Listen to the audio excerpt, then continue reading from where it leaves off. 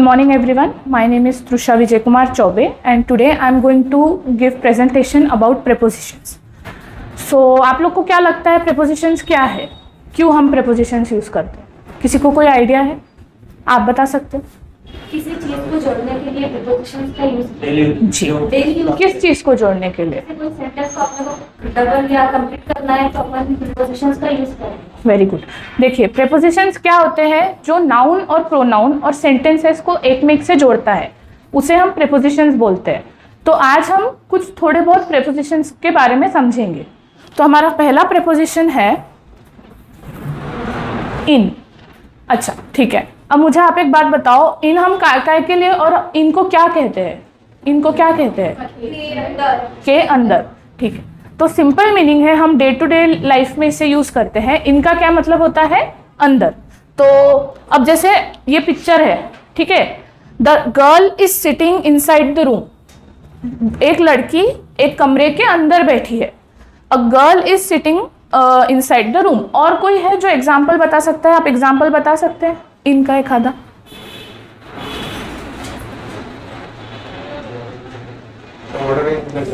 Very good. आप बता सकते हैं सक्षम एक आधा example? I love to read books in library. Very good. So next is second part of speech preposition is on. On का मतलब होता है ऊपर, ठीक है।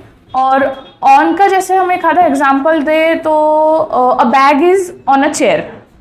और आप बता सकते हैं एक आधा एग्जाम्पल ऑन का? और कोई दूसरा एग्जाम्पल? ये इसको छोड़ के, इसको देख के नहीं बताना, यहाँ तो आप लोगों को एग्जाम्पल मिल जाएंगे ना, अपने मन से कुछ एग्जाम्पल बताइए। Very good, very good. तो इस पिक्चर से हम देख सकते हैं कि जो चीज अंदर नहीं है ऊपर रखी हुई है। जो चीज अंदर, जैसे इनमें हमने देखा कि she is the water is in the glass, उसके अंदर है। लेकिन ऑन का मतलब ये होता है कि वो कोई चीज, जो चीज है वो एक चीज के ऊपर रखी हुई है, इसलिए उस चीज के लिए हम ऑन यूज करेंगे। The next preposition is at. At हम तब यूज करते हैं जब कोई चीज या कोई जगह हमें बतानी है। दैट अगर अभी हम एग्जांपल दे, we are at Panchavati for attending a class.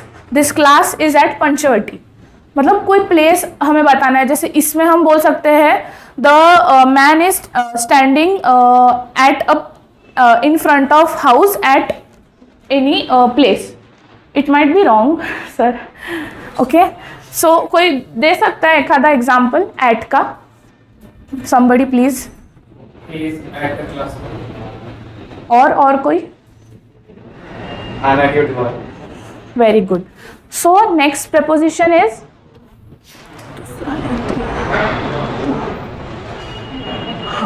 Next preposition is about. About मतलब के बारे में, कोई चीज के बारे में अगर कोई चीज बताती है तो उसे हम अबाउट कहते हैं।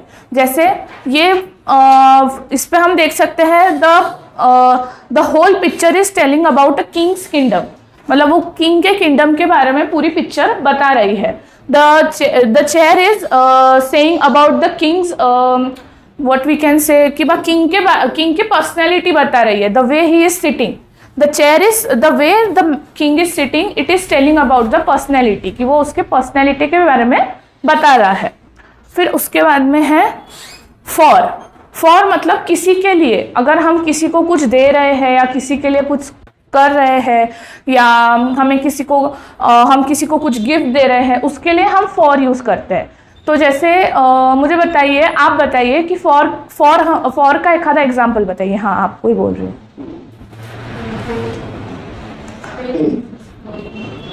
थोड़ा जोर से बोलो, थोड़ा सा।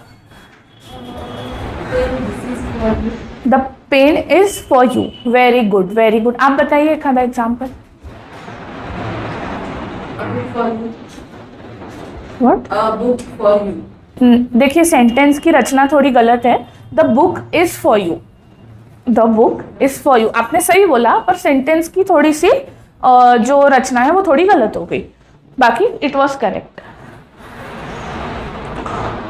ठीक है, तो अभी ऑफ। ऑफ मतलब किसी के मतलब चा ची चे मराठी में होता है, हिंदी में किसी के मतलब इसमें जैसे इसमें अपन बोलेंगे the book is of red colour, मतलब किसी चीज के बारे में बता रहा है, जैसे मराठी में बोलते हैं उसको चा ची चे। और उसके बाद में नेक्स्ट है फ्रॉम, मतलब कहीं फ्रॉम नहीं, फ्रॉम का नहीं। नेक्स्ट है टू। टू मतलब कहीं हम अगर जा रहे हैं, जैसे I am going to college, I am going to school. आप बताइए टू का एक आधा example. I am getting to for my business. Pardon, फिर से I am getting for to my business. No, okay हाँ। अभी इनटू, जैसे हमने देखा इन क्या होता है, अंदर, ठीक है। तो इनटू का ये मतलब होता है कि वो अंदर कोई चीज जा रही है, मतलब वो है नहीं, वो जा रही है। जैसे हम ये पिक्चर में देख सकते हैं, the boy is jumping into the swimming pool. वो बॉय उसके अंदर गया है क्या, वो उसके अंदर है क्या, नहीं, वो उसके अंदर जा रहा है, तो उसे हम बोलेंगे कि वो the boy is jumping into the swimming pool. आप बताइए एक आधा एग्जाम्पल इनटू का। नहीं, सक्षम के बाजू में जो है, जैसे वो नदी में कूद रहा है, उसको हम कैसा बोलेंगे, इसको हम कैसे बोलेंगे, ये सेंटेंस को इंग्लिश में कैसे बोलेंगे? The boy jumping into the water, jumping into the water आएगा। Very good. उसके बाद में है हाँ, अब ऑन टू क्या होता है कि जैसे सपोज सरफेस है और कोई चीज आ रही है, उसके बीच में गैप है और मोशन है, ठीक है, बीच में गैप है और मोशन है, मतलब वो गई भी नहीं है अंदर और वो जा भी नहीं सकती, ऐसी चीज कि वो उसके अंदर नहीं जा सकती, वो उसके सरफेस पे गिरेगी, अंदर नहीं जाएगी, वो उसको हम बोलते हैं ऑन टू। जैसे इस एग्जाम्पल में हम बोलेंगे the cat is jumping on to the bed. वो बेड के अंदर जा सकती है क्या? नहीं। जैसे हमने ऊपर देखा, डिफरेंस बता रही हूँ मैं आपको, इनटू और ऑन टू का ऐसा डिफरेंस है, इनटू में हम बोलते हैं कि वो उसके अंदर जा रहा है, ठीक है, पर इसमें हम बोलेंगे कि वो उसके ऊपर है। जैसे ये बिल्ली बिस्तर के ऊपर गई है, उसके अंदर गई है क्या? नहीं, उसके बिस्तर के ऊपर गई है। एक आधा एग्जाम्पल कोई देगा? आप बताइए एग्जाम्पल ऑन टू का। Is floating on the water. हाँ, the oil is floating on to the surface, या the oil is floating on to the table, मतलब वो ऑयल जो है वो टेबल पे तैर रहा है, वो उसके अंदर है क्या? नहीं, वो टेबल पे तैर रहा है। Next we have out. Out का एक सिंपल सा मीनिंग है, हम डे टू डे लाइफ में यूज करते हैं, बाहर जाना। I am going out, he went out, he was going out, वो बाहर जा रहा था, वो बाहर गया है, वो बाहर जाएगा। तो एक आधा कोई एग्जाम्पल आप बताइए, पलक आप बताइए एक आधा और आउट का example. She was going out. Very good. और कोई थोड़ा अच्छा सा और प्यारा सा एग्जाम्पल बताइए, आपके पीछे वाली। Sunita Williams going out. नहीं, देखिए सेंटेंस आप बरोबर बोल रहे हैं पर रचना थोड़ी गलत है। The Sunita Williams was going out of the earth, out of the earth gravity, earth के ग्रेविटी के बाहर जा रही थी, तो the Sunita William was going out of the earth gravity, ठीक है। उसके बाद में है ओवर। अब जैसे आउट देखा बाहर, अब ओवर में वो उसके ऊपर है, मतलब वो उसके कोई चीज, जैसे ये the fan is over my head, मेरे सर के ऊपर है, हमारे बीच में गैप है, ठीक है, वो मतलब एकदम ऊपर है क्या? नहीं, वो उसके ऊपर है। जैसे इसमें हम बोल सकते हैं the plane is over the city. तो कोई बता सकता है ओवर का एग्जाम्पल? सक्षम बताइए। My hand is over his head. Very good. आप बताइए पलक एक आधा एग्जाम्पल, ओवर का एक आधा example. My leg is over the surface. Very good. Under. अब अंडर का भी बहुत सिंपल सा मीनिंग है नीचे, ठीक है, नीचे। जैसे his leg is under the chair, he has put his leg under the chair, ठीक है। The bottle is under the table, the ball is under the table. जैसे यहाँ पे हम देख सकते the chair, the ball is under the chair. अभी घनश्याम आप एक आधा एग्जाम्पल बताइए अंडर का। Moat is under the curry. Pardon? The moat is under the curry. Okay, very good, very foodie. Okay, अभी बिटवीन और अमंग हम दूसरा देख, पहले हमें बिटवीन का बताते हैं। बिटवीन मतलब किसी चीज के बीच में, जैसे अभी यहाँ हम देख सकते हैं कि the park is between two buildings. Between दो तरह से भी यूज होता है, जैसे मेरे फ्रेंड ने बताया कि कंजंक्शन की तरह भी यूज होता है और प्रेपोजिशन की तरह भी यूज होता है, ठीक है। तो जैसे now he is sitting, the boy is sitting between two boys, वो दो लड़कों के बीच में बैठा हुआ है, ठीक है। और यहाँ पे हम देख सकते हैं द पार्क, जैसे पार्क तो हमने बोला ही, the people are standing between two buildings, लोग दो बिल्डिंग के बीच में खड़े हुए हैं। एक आधा बिटवीन का एग्जाम्पल प्लीज आप बताइए, बिटवीन का एग्जाम्पल। वो उसके बीच में खड़ा है, वो दो लड़कियों के बीच में खड़ा है, इसको आप ट्रांसलेट कर दो। हाँ सर, हाँ Between मैंने कहा वो लड़का दो लड़कियों के बीच में खड़ा है, आपको पीछे से नहीं बताना है। my name is between my हाँ, very good, thank you sir. My nose is between two eyes, कोशिश तो कीजिए एक बार। दो लड़कियों के बीच में एक लड़का खड़ा है।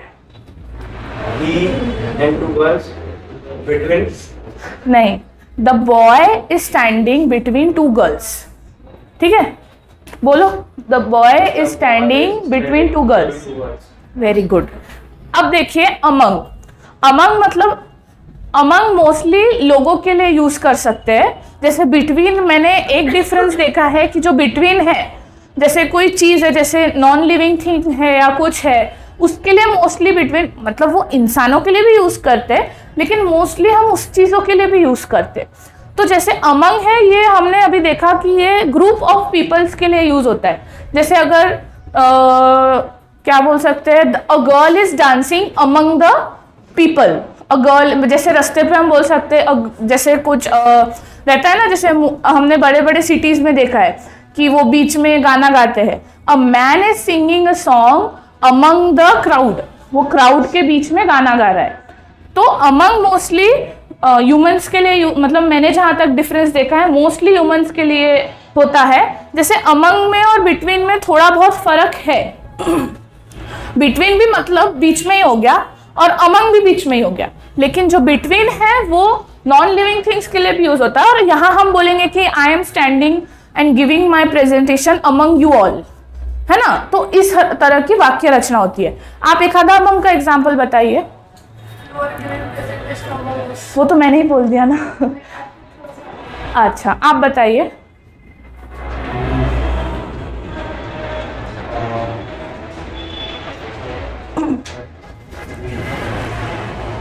I feel confident among you all. Very good, very nice. हाँ, अभी बिफोर, बिफोर मतलब पहले।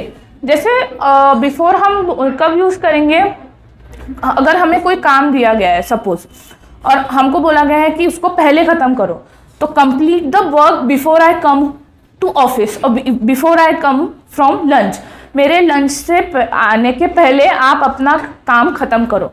इसके लिए हम बिफोर यूज कर सकते हैं, मतलब कोई भी चीज पहले करो, पहले करना, ठीक है। घनश्याम आप एग्जाम्पल बताइए, बुक में से नहीं देख के बताना है। I completed my education before 19. Before the age of 19. Very good, आप बताइए एक आधा example. I complete the exam before I go to go to where, go to home.